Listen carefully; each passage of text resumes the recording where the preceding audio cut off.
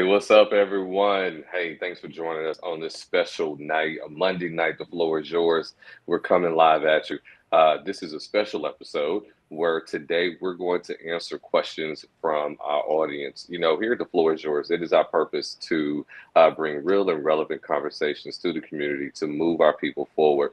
And so, Gerard and I, we put our heads together, and we thought that there's a need in the community where people still have questions lingering even after the show. And so, if you will, this is kind of the after party for the floor is yours, where we get into to your questions, and we're here to kind of help and support. So this is called the second opinion, and I'm going to do my best along with God to help answer some questions and give some guidance and some direction to what may be going on in your life, and trying to help people get over whatever hurdles they have. And so we want to encourage you, go to the Floor is Yours podcast Facebook page, and write and give us the questions that you want answered, because we know we can't do it every day on every single podcast. But if you give us the questions, DM us, let us know. You can DM myself, you can DM Gerard, and we'll put the questions out there. We'll keep it anonymous if you ask us to, and we're just here to help and here to serve. And today we're going to keep it raw, real, and relevant. We're going to answer the questions that you have asked us in order to be an inspiration. I'm excited about this. This is what I do. This is what I love. And so guys, let's just dive right into it. But before we, get into it all, we want to like, share, and subscribe. Thank you guys so much for supporting us. It means the world to us. So tell everybody, tell all your friends that the floor is yours is on a special night with a special show. This won't be the last time. And so we hope you enjoy it. But I can't do this by myself. You're looking at the screen. You got Ebony and Ivory right here. I'm actually kind of butterscotch, if you will. But I got my main man here, Dark Chocolate, in the house. Gerard, say what's up to the people. What's up, great people? What's up to you, man? Appreciate you. It's always good to share the screen with you, man.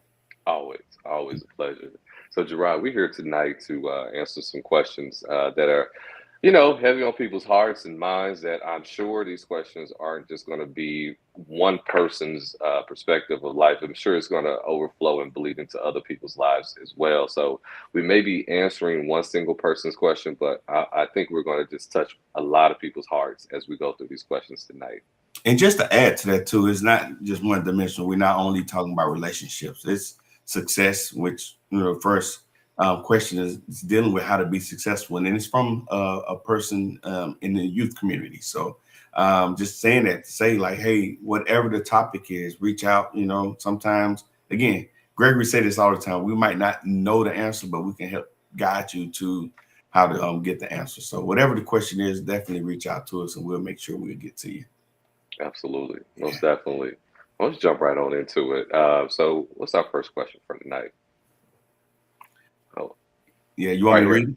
Yeah. Yeah, do that. That'd be great. Okay, so the first question is, so this is from Jordan, and Jordan is a college student. She's going to school to be a dentist. Just to give you some perspective about her, she want to be a dentist. She's in her first year of college, and it's a lot of questions that she have about wanting to make sure that she's on the right path. People that's done it before, Yeah.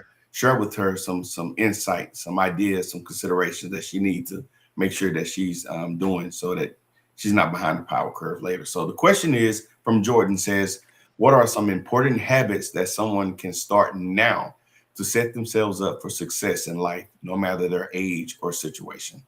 Yeah, that's a great question, and a very common question. And I like the part where she said, no matter their age or their situation, because the truth is we never fully arrive. We're always evolving, we're always learning, and there's always new ways to learn and to sharpen our skills. I mean, Gerard, you and I are not that old, but even when we were kids, we had the calculators that we had for math class, and now this new generation has their cell phones to learn to do math. And so it's always an adjustment, always a tweak. No matter how old you are, you're always going to have to make some type of changes to be successful in life. The first thing, though, to answer the question, the first thing I'm going to say is you got to define what success is for you. People use the word success in this very generic way, and they generally let the public, or they let social media, they let marketing, they let their family tell them what success is. The most important thing you can do to set yourself up for success is determine and define what is fulfillment for you. The goal in life is not money. The goal in life is fulfillment. I have known many people who have a lot of money but are really unhappy. And I've known people who are living fulfilling lives but don't have a lot of money but are very happy. So the first thing you want to do is define what you want. Define what you want. In order to score, there you have to aim at a goal. So what is the goal? Maybe for you, it's being a teacher. Oh, you said a dentist. This question is from someone who's pursuing to be a dentist. So, but for someone else, it could be being a teacher, could be being a lawyer, could be a singer, could be a painter, could be a poet, whatever it may be. Make sure that you define what it is for you that success looks like, because you'll never be happy or satisfied living someone else's dream for your life. So define what it is success is for you and who you want to become. That's the most important thing you can do, because you'll never people aren't unhappy in life because they don't have the ability. They are unhappy in life because they don't know where they're headed. And when you know what you're headed, it makes all the hurdles that you have to jump through much more tolerable, because you know here's the goal in mind. This is what I'm reaching for. So that's number one. First thing I would say. Another thing is then you roll up your sleeve and you do number two is you do the boring thing. You get up every day and you practice discipline. Discipline is a form of self love. Every day, if you have a commitment to being a dentist or being an athlete, you got to get up and put your shot in, your shots. You got to do the free throws. You got to run those yards. You got to swing at the ball. You got to study. And at times it may seem boring, but doing the thing that's going to move you forward, even when you don't feel like it, is one of the best forms of self love, because no one's going to do it for you. That's a reality of life, that there's no magic genie. There's never going to be someone who's just going to walk in and say, "Here's all the things that you want out of life." You got to earn it. So discipline is number two. Create a plan, create a routine, plan out your day the night before. Get up the next morning and work that plan. That's the second thing that sets you up for success. I would also want to add number three is the key to success is change is first internal before it's external. So you got to win the battle in your mind. So you can have a vision defined of what you want to be. You can do all the things that needs to be done to accomplish it. But if there's an internal war inside of you of not feeling worthy, I'm incapable, I just got lucky. Guess what? You're still never going to reach that goal. There's because you've already determined the ceiling of how far you can go. Everybody else is more qualified than me. I can't do it like everyone else. Sooner or later, what you're doing is your brain will be convinced of what it is you're telling yourself. So guarding your mind, what you consume, what you listen to, what you tell yourself, most importantly, is one of the greatest impacts on how far someone can go in life. So what are you telling yourself about yourself Mhm. is another important habit for success. Um, I would also say this, some people might have said this should have been number one, but I'm gonna add as number four is your daily connection with God. You cannot succeed by yourself. There's always got to be a community. There's always got to be a tribe. And I think as believers, we understand that we cannot succeed without God, because the saying is, right? In order to succeed in life, you got to learn how to pull yourself up by your own bootstraps. As Christians, we believe this: never forget who gave you the boots, the straps, and the strength to get yourself up with. So your daily connection with God is also pivotal in obtaining what it is, because when your energy wears out, and it will, and when you don't want to reach the goal and you won't want to hustle for it some days, there is a special power, a source you can tap into that will keep moving you forward, and that source is God. So your daily connection with God is key to success. Those are, I think, the most important characteristics or habits I would give someone. But if I had to add two honorable mentions, Gerard, I'm gonna go a little bit deeper. Taking ownership, no excuses. Don't let yourself up off. Don't let yourself off the hook. You made a contract with yourself. I'm going to show up today. I'm going to do 100 push-ups. I'm going to show up today. I'm going to read for 2 hours. I'm going to show up today. I'm going to eat right. Whatever that thing is, you signed a contract with yourself. So there's no excuses. Keep that promise to yourself. Um, and then lastly, the last honorable mention I'm going to add is be intentional with your relationships. You become the people that you hang around, right? And so you never ever want to be the smartest person in the room. If you're the smartest person in the room, go find a different room. And so who you travel with, you can, it's been said, you can predict your future by the circle that you're in. So if you're around 5 millionaires, then you're going to be number six. If you're around five broke people, then you're going to be number six. So be intentional about the group that the relationships that you build and the groups that you connect yourself to. Those are my those are my habits, and you can start that at any age. And that's the great thing about that question is that success doesn't have a number on it or a timetable. The founder of KFC, Kentucky Fried Chicken, didn't start it until he was in his 60s. He didn't become a multimillionaire until he was in his 60s. Forbes just released this billionaire list, and there was three new black billionaires added, and one of them was 62. He didn't become a billionaire until he was 62. So it's never too late. It's never too late. If you are still alive, that means God still has purpose for you. So never give up. Those are mine. And I got one I want to see if you can expound on Hmm. how necessary it is to have balance, right? Yeah. Because if you go too hard, you can burn out.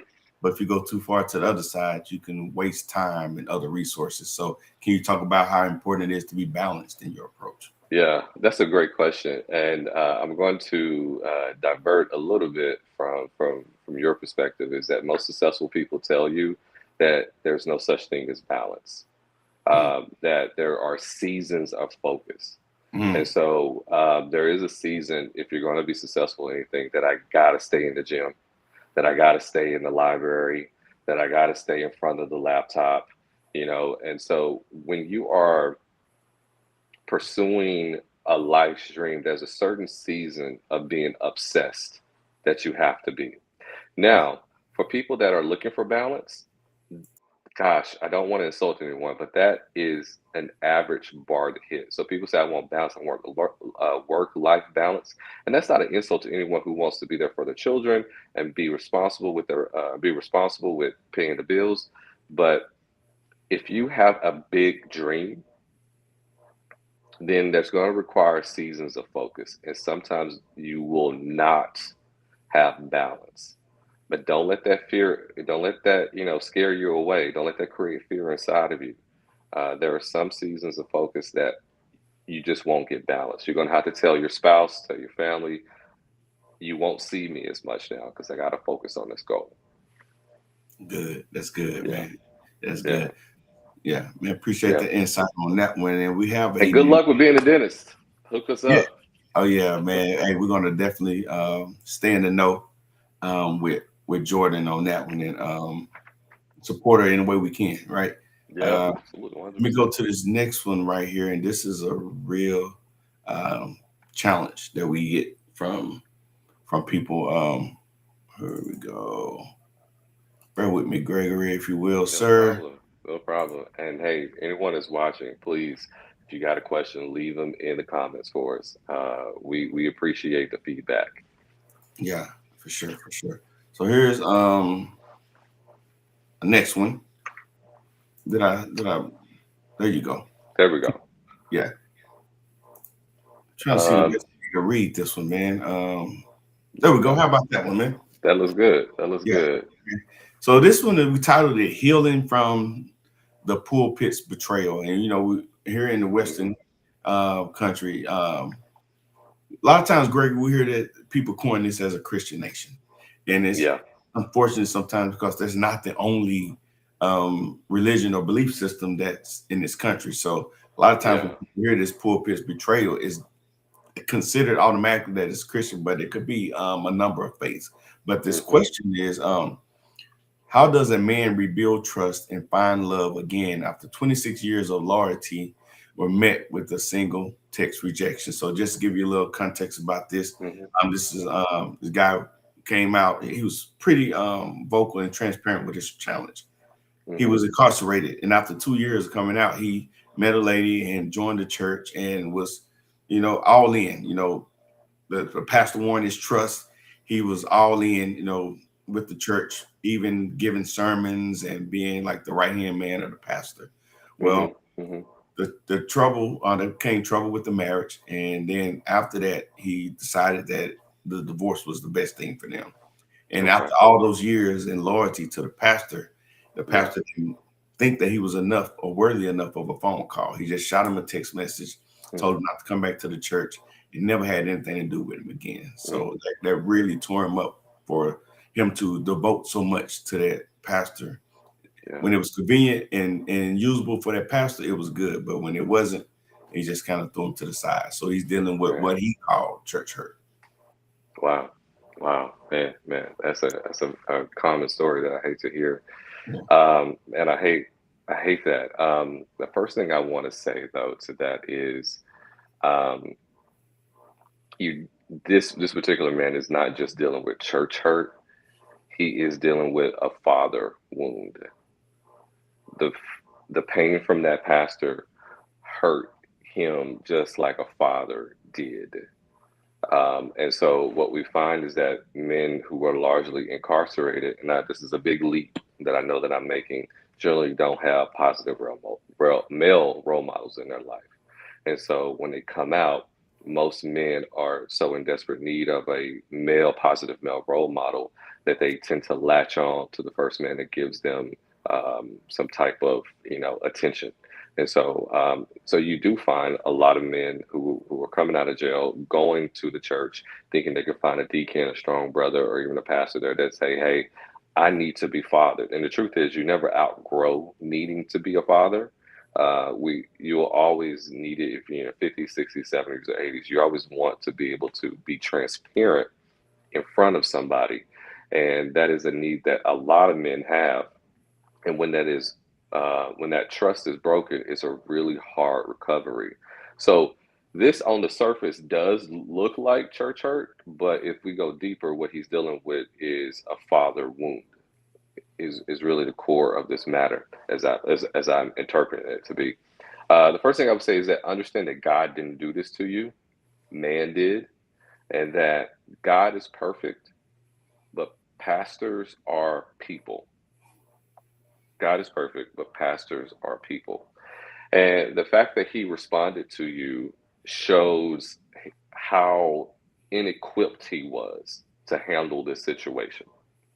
It wasn't an issue of your loyalty or your worthiness, it's an issue of his capacity. And what happened was you were in a place that was uncomfortable for him. He didn't feel like it fit his agenda. It didn't represent the appearance that he thought his church or his pastoral mentorship should look like. And so he dismissed you. And when people dismiss you, it's easy to say, because they are in a pastoral setting, to say, "Look what God has done." But that wasn't God, that was man. And we have to make that delineation. We have to separate the two. And we can't let one man's failure rewrite our perspective on church. And so, as we're going to church, what is key to church is to fall in love with God, not the building. And so, if we're falling in love with God, then we're going there for the connection. We're not going there for the person or for the charm or the charisma that the pastor has. We're going to hear what God has to say for us on that particular week. And so, for this young man, listen, I hate that that happened to you. So, what I would encourage you to do is, as you look for a new church, and you really should, because you don't want a pastor who dismisses people, who doesn't cover his people, who doesn't walk with people through the wilderness or through a journey like that, especially a divorce. Look for a church that shows accountability. Look for a church that has men's groups in it that says, "Hey, when one of us fall, we're there to cover each other. We help to pick each other up, whether it's an affair, financial discrepancy, whatever it may be. The men here, we hold each other accountable." That's what you're looking for. You're also looking for humility, someone that says, hey, this isn't me, this is all God. I didn't build this church, God built this church. So you're looking for that. And also, you're looking for consistency. Um, I'm not against young churches, but I do encourage people that are particularly wounded. You want to go to a church that has a history of withstanding storms. And so someone is experiencing this hurt, go to a church where they have those disciplines in place of accountability. Maybe they have a board that they hold themselves accountable to, or maybe there's a bishop that they report up to. So you're looking for a place that has consistency, accountability, and humility already in place. And so that will help you know that you're in a safer place. I'm not going to say a safe place, but you're in a safer place because they have these things set so they hurt as few people as possible. But also, in addition to that, I would encourage this man and any other man that's going through this, especially during a time of divorce, to find a mentor. Find a mentor that is can be Christ centered, but maybe not a pastor. Because what the pastors do is that they are still operating under the guise of I have to do what's important for the church, even if it may sometimes hurt the people. And you don't want that. You want to find someone who can be that father figure for you and not feel like they're torn between two obligations between my church and my mentorship. You want someone that says, I'm all in for you. And that's what a father does. A father says to his children, I'm all in for you. You don't want someone who has divided loyalties. You want someone who can be loyal to you without feeling like they're going to mess up their image by being with you. So those are some things I would say to him. God is perfect. Pastors are people, and don't let what this man did interrupt or destroy who God is. At the Yeah. end of the day, in your quiet time, ask yourself, who is God to you? And it should not be that man.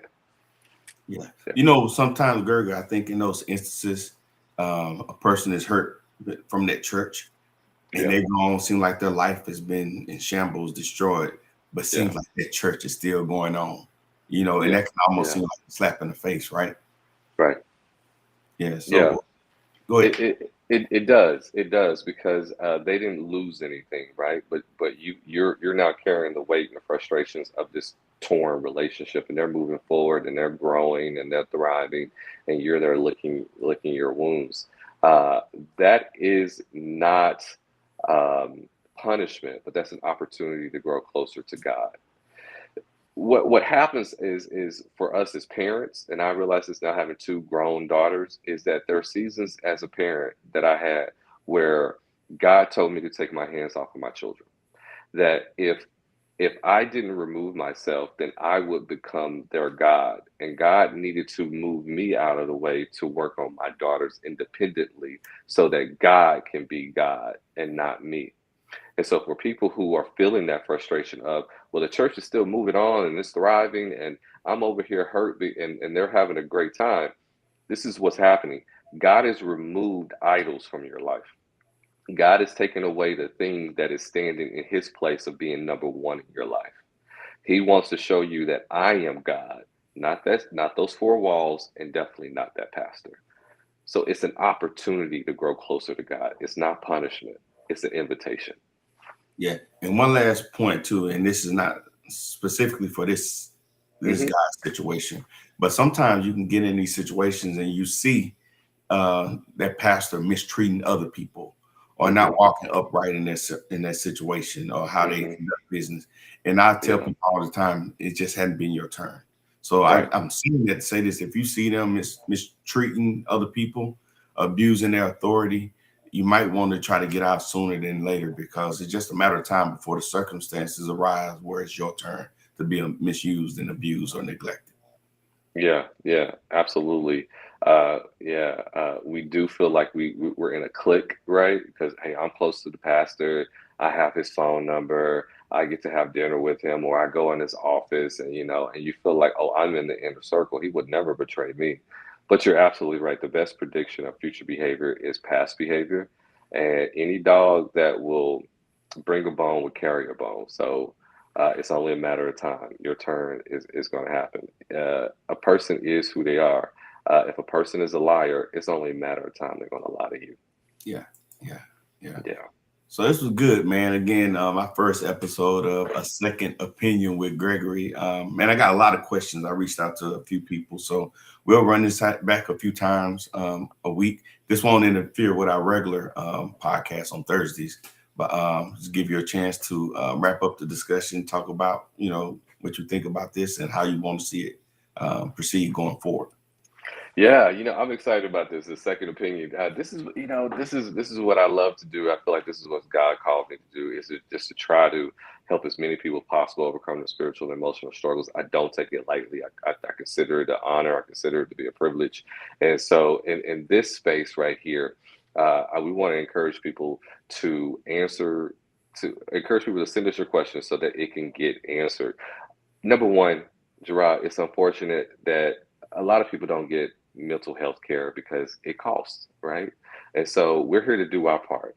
We're not able to give a full-fledged session and go deep in the weeds with every question, but at least we're able to offer something, right? And so, guys, don't miss this opportunity. Take full advantage of it. Ask whatever question it is you want, because I want to see our people help. I want to see people at least have some place to go and go, hey, I know I can go to the Floor is Yours podcast and type in the question. Gerard and Gregory, they're going to be on it for me, and we're going to show up for you and do the work for you. I'm excited about this opportunity because with our shows, we haven't planned out about what we're going to say and what we're going to do. But sometimes there's an issue that we don't get to, and somebody's like, "Yo, hey, don't." But what about this? What about this? And we get to answer those questions that get lost in the shuffle of the regularly scheduled programs. And so, this is a pivot. This is us showing up in the clutch. This is the booster shot that we like to give people. I'm excited about this opportunity, and guys, feel free to take full advantage of it. Cool. All right. Until next time. Peace, love, hair grease. We out. Need another, this one here really do it for you. Baby,